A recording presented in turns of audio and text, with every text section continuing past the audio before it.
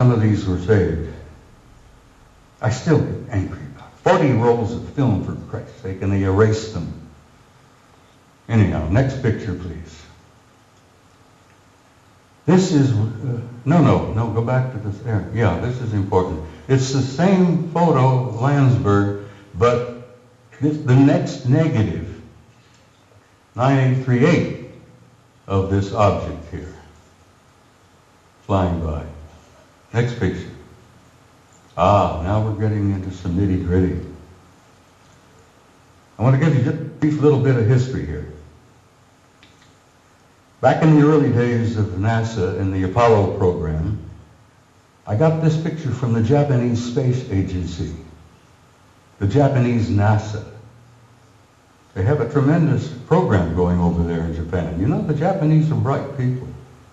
So the Japanese Space Agency had signed a contract with NASA years and years ago to buy copies of every picture NASA took during the Apollo program. And I'm sure the Japanese paid a sizable amount of money for this contract. And as the films was developed and the photos were made, and they shipped them off to Japan, and the Japanese have a tremendous reservoir of good original NASA pictures. They bought them, they paid for them. Now this photograph was released by the Japanese Space Agency, and you can see the Japanese writing here. This was taken by Apollo 13. Now you're all familiar, I'm sure, with Apollo 13. That was the aborted mission that was going to the moon to land, and they had an accident on the way.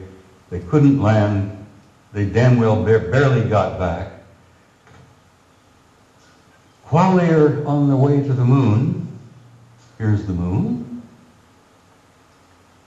a number of things began happening.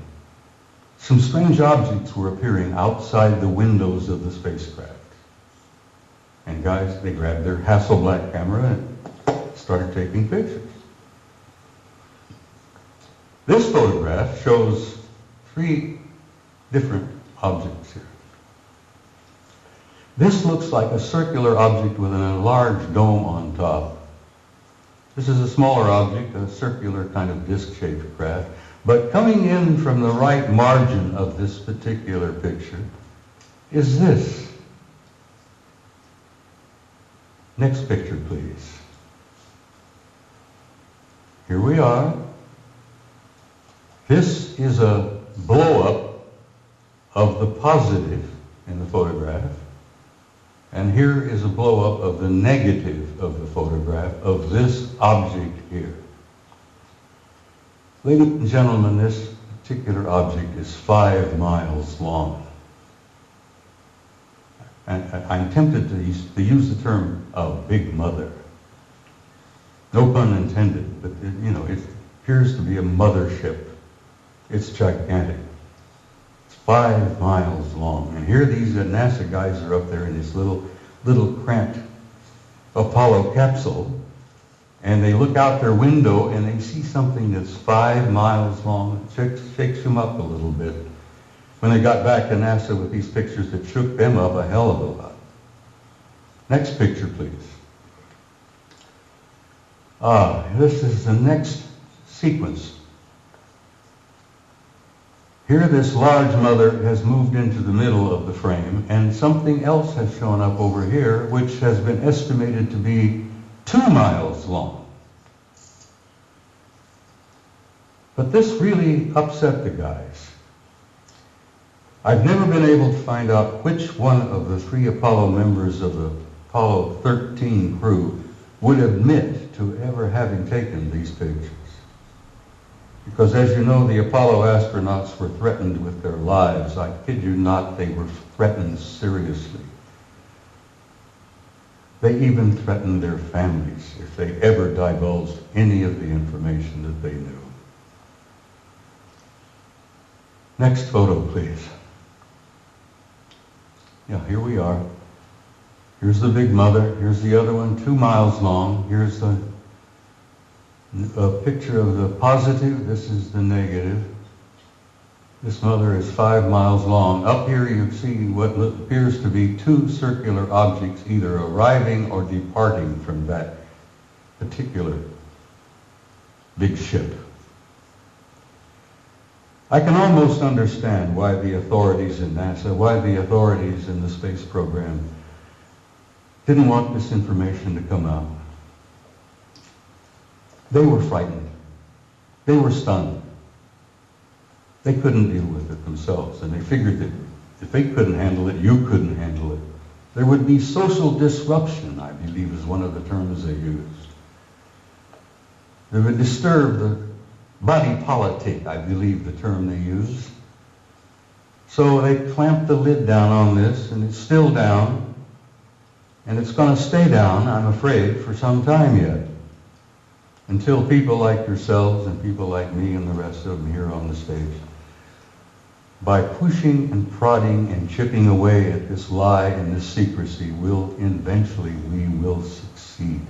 And don't you doubt that for a minute.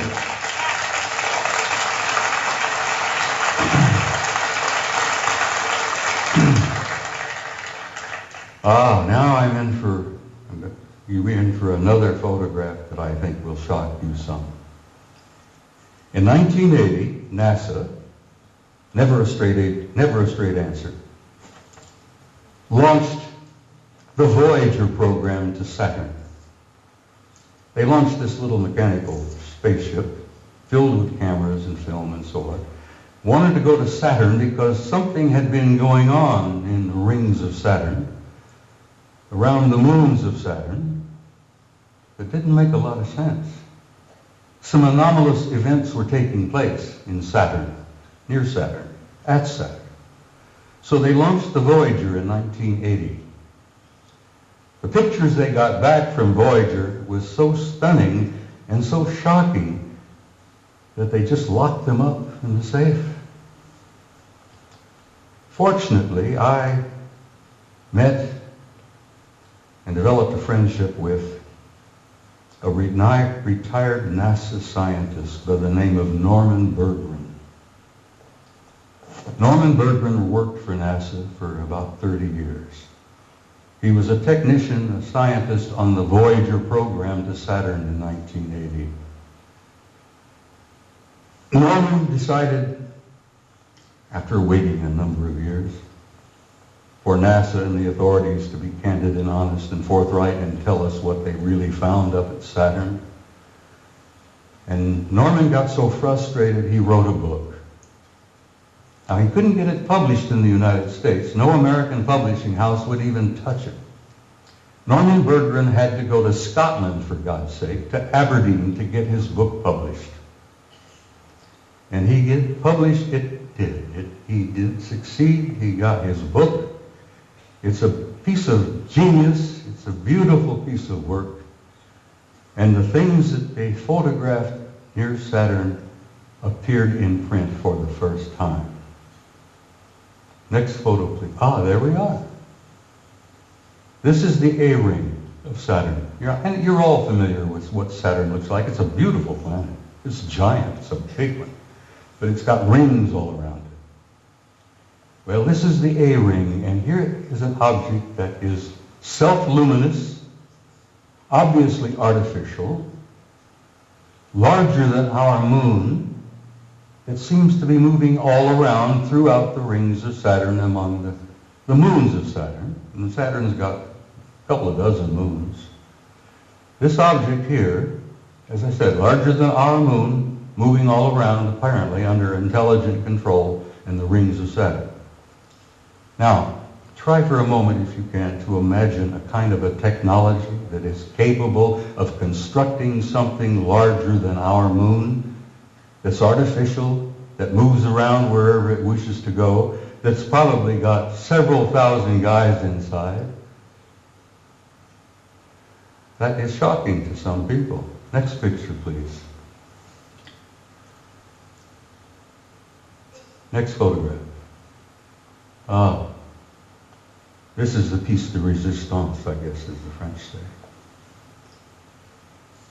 Here you have another self-luminous, artificially constructed object, circular in shape, large